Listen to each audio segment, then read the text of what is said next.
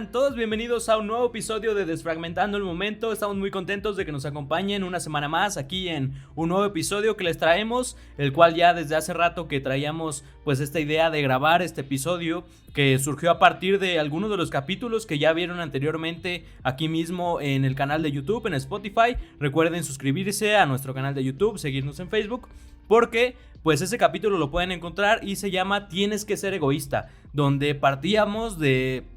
un refrán muy conocido que denominamos el del pescador, que decía: si le das de comer a un hombre, lo alimentarás un día, pero si le enseñas a pescar, lo alimentarás toda la vida, ¿no? Algo así va este refrán del que partíamos, y por ello el día de hoy vamos a hacer una contraposición de ideas a partir de este mismo refrán. Cada uno de nosotros vamos a elegir una postura a partir de las dos posibilidades que nos brinda este dicho muy popular sobre el pescador. Claro, vamos a tratar de hacer un pequeño debate, una pequeña contraposición de ideas, tomando cada uno de nosotros precisamente como referencia el refrán del pescador, donde enseñarle a pescar va a ser la parte de la herencia cultural, como le hemos denominado, que es la parte que mi hermano la estará defendiendo, y la parte de entregar el pescado la vamos a entender como la herencia capital, que es decir, va más encaminado precisamente al factor económico, para ver qué es más importante actualmente, ¿no? Tratando de tomar cada uno una posición y a partir de ello, bueno, pues llegar a alguna conclusión interesante.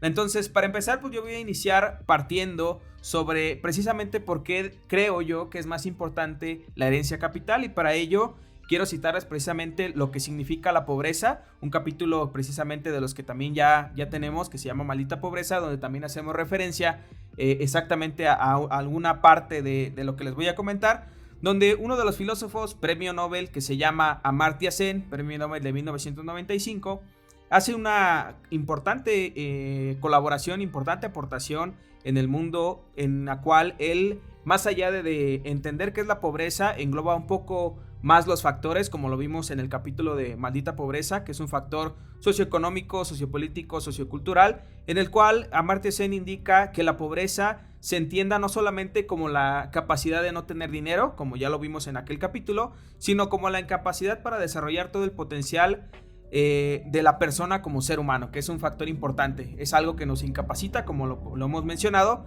y precisamente para ello voy a tratar de explicarles a qué se refiere la pobreza a partir de la movilidad social. La movilidad social, en pocas palabras, se refiere a los cambios de los miembros de una sociedad en su posición socioeconómica. ¿A qué se refiere? Es decir, que la calidad de vida que tenían nuestros padres, si existiera movilidad social, nosotros por consecuencia deberíamos de tener una mayor calidad de vida que la que nuestros padres tuvieron, y obviamente si tenemos hijos en la parte descendiente, pues obviamente ellos tengan una mejor calidad de vida de la que nosotros tuvimos. Entonces, partiendo de ese punto sobre qué es la movilidad social, les voy a platicar un poquito, les voy a dar un poquito de estadística de precisamente cómo nos encontramos actualmente, es decir, en qué situación de pobreza y en qué situación de movilidad social se encuentra el país. Esta es una estadística del 2017 y en la cual nos dice que 49 de cada 100 personas que nacen en los hogares más pobres, en este índice los clasifican por diferentes quintiles, que es el quintil 1, el más bajo, se quedan ahí prácticamente toda su vida, y de los 51 restantes que ascienden, 25 no logran superar la línea de pobreza. El segundo dato importante que nos menciona esta estadística significa que lo anterior, de 74 mexicanos que nacen en la pobreza extrema, no consiguen superar la pobreza a lo largo de su vida. Y por el contrario, que esta es la parte interesante por la cual quiero analizar estos puntos, es que 57 de cada 100 personas que nacen en los hogares más privilegiados, es decir, el quintil 5, la gente que tiene mayor capacidad económica, se mantienen ahí el resto de su vida prácticamente sin ningún movimiento. Entonces, esto es un dato interesante que nos da a entender, obviamente, que la movilidad social actualmente no existe. Realmente el que tengamos esa creencia, y por eso parto defendiendo este punto, donde a partir de la educación podemos mejorar, que es lo que prácticamente apostamos pues la mayoría de nosotros, la mayoría, sobre todo hablo en punto personal, que ya somos padres de familia, pues apostamos bastante en la educación, sí es importante, pero lo utilizamos precisamente como una medida de movilidad social, pensando que únicamente a lo mejor con la educación vamos a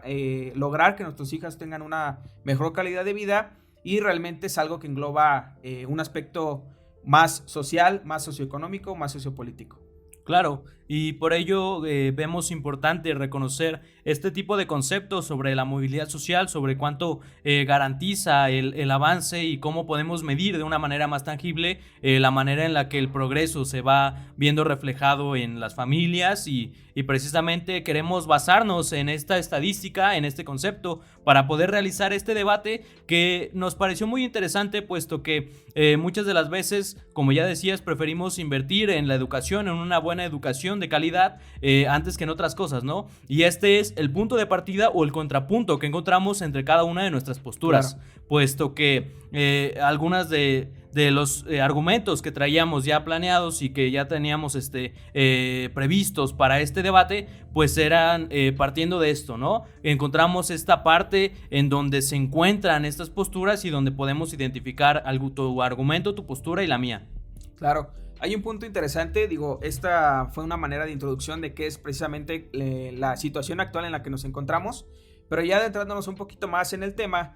hay una parte, un concepto importante que me gusta bastante, que se llama mentalidad de escasez. Este es un concepto psicológico donde básicamente es la capacidad de aprendizaje que tenemos los seres humanos, en específico obviamente los que están en un sistema de educación, desde la educación básico hasta la educación un poco más de licenciatura, de alguna profesión. Y en esta nos menciona que la mentalidad de escasez, es decir, cuando estamos en condiciones de alto riesgo, llámese violencia, de supervivencia, de comida, de seguridad, de techo, de vivir inclusive con miedo o de no tener algún apoyo familiar, pues esto, ¿qué nos ocasiona la mentalidad de escasez? Que solo se aprende 7 de cada 10 cosas que le enseñas. Es decir, si no tenemos cubierto nada de estas situaciones, así sea una persona que haya nacido con algún potencial intelectual importante, pues obviamente si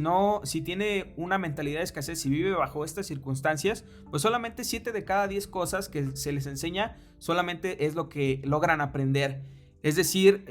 para mi punto de vista, es decir, a manera cruel, que el invertir solamente en la educación es simplemente tirar el dinero a la basura. Ok, claro, y entonces pues tu argumento, ¿no? En este caso sería pues invertir más en las necesidades básicas, ¿no? Y que es más importante de cierta manera pues este capital económico, ¿no? Claro. Que es la parte que tú estás defendiendo. Pero yo considero importante reconocer que identifiquemos cómo es que el capital económico realmente no garantiza un desarrollo en la cultura, y creo que es algo que podemos observar muy claramente, cómo es que muchas personas en el mundo, bueno, no digo muchas, muy pocas personas en el mundo son las que concentran toda la riqueza, las más grandes de las riquezas, y esto no les garantiza que haya nuevos científicos, investigadores que hagan descubrimientos que aporten al conocimiento y al progreso. Es decir, y en pocas palabras, mi argumento es ejemplificar y dejar claro que el capital económico no garantiza un desarrollo a la cultura, por lo tanto no se puede decir o no se puede de cierta manera dejar puesto sobre la mesa que es más importante el capital económico sin un capital cultural necesario. Por ello lo que yo busco hacer también además es hacer una crítica especialmente a todos aquellos que tienen sus necesidades básicas cubiertas, pero aún así no aprovechan al máximo estas capacidades que tienen, puesto que, como ya lo mencionabas, con la mentalidad de escasez, cuando no se satisfacen las necesidades básicas es más difícil aprender, pero hay gente que aún con sus necesidades básicas satisfechas no lo aprovechan y no generan progreso en cuanto al conocimiento y aportes a la sociedad. Claro, entonces podemos decir, o a manera de primer cierre, de primer capítulo, este capítulo vamos a tratar de dividir en 2 partes, es decir, vamos a hablar de diferentes puntos, pero en este nos gustaría cerrarlo con esta pregunta a partir del primer análisis que hemos hecho, es decir, la crítica y a manera un poco de cierre o de conclusión, bueno, de precierre de lo que estamos platicando. Para mi punto de vista es más importante invertir precisamente en el capital, es decir, invertir primero desde las bases necesarias para que el ser humano se pueda desarrollar, como decía Amartya Sen, desarrollar todas sus capacidades humanas como su potencial que tiene, es decir, dejarse de no tener una mentalidad de escasez para después sí poder pensar en una educación. Y en tu cierre, no sé cómo lo quieras mencionar. Claro, y mi cierre pues es la contraparte, no es todo lo contrario a lo que tú mencionas. Yo considero que es más importante invertir en una educación, en un conocimiento, en una formación cultural para así poder llegar a progresar y conseguir esta movilidad social, que es en lo que nos estamos basando precisamente para medir este debate. Claro, entonces hasta aquí están los dos puntos que cada uno de nosotros estamos defendiendo en este especie de debate, de diálogo de diferentes puntos de vista. Obviamente lo estamos defendiendo cada uno con algunos argumentos que traemos, que ya habíamos preparado, y lo vamos a dejar precisamente con esta pregunta. Este primer capítulo, la segunda parte la podrán ver la siguiente semana, en la cual vamos a tratar de concluir este tema y poder llegar a una conclusión un poco más profunda, y lo dejamos con esta pregunta: ¿qué es más importante? ¿Invertir en educación o en las necesidades básicas? Que precisamente va englobado la parte de la herencia capital, que es lo que yo menciono, y la educación, que es la herencia cultural, perdón, que es la parte que tú estás defendiendo. Claro, así que estén pendientes de nuestras redes sociales, porque la próxima semana estaremos subiendo la segunda parte y el desenlace de esta contraposición de ideas que estamos realizando, de esta dialéctica, para poder llegar a una síntesis. Así que vayan a ver además el capítulo del pescador, que se llama Tienes que ser egoísta, donde mencionamos el refrán sobre el que partimos para que nos entiendan un poco más de qué estamos hablando, y asimismo el capítulo de la pobreza, de maldita pobreza, para que entiendan un poco más algunos de los conceptos que aquí ya introducimos, más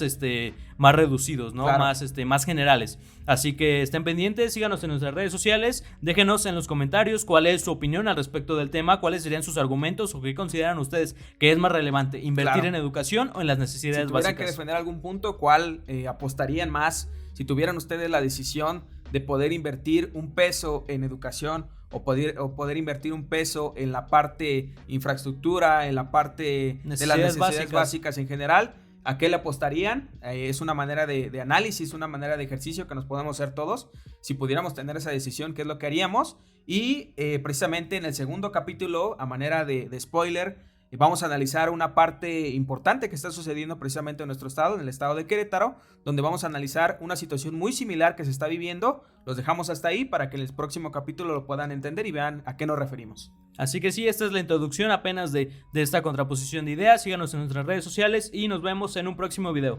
Bye.